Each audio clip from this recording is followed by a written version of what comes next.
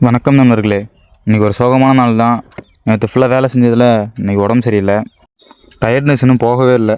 அந்த டயர்டாக எழுந்துச்சி காலேஜ் கிளம்பிட்டு 4 நாள் காலேஜ் லீவ் விட்டாங்க. இன்றைக்கி போனால் திரும்ப எக்ஸாமு.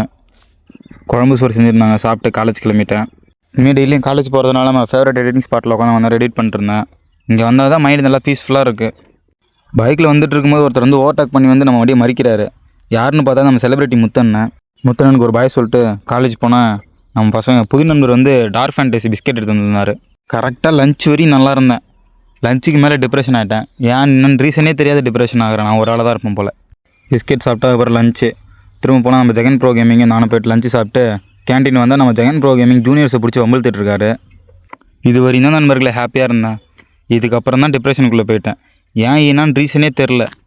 சரின்னு பஸ்ஸில் உட்காந்து வெளியே வேடிக்கை பார்த்துட்டே வந்துட்டு இருந்தேன். வீட்டுக்கு வந்ததும் செம்ம டயர்டு.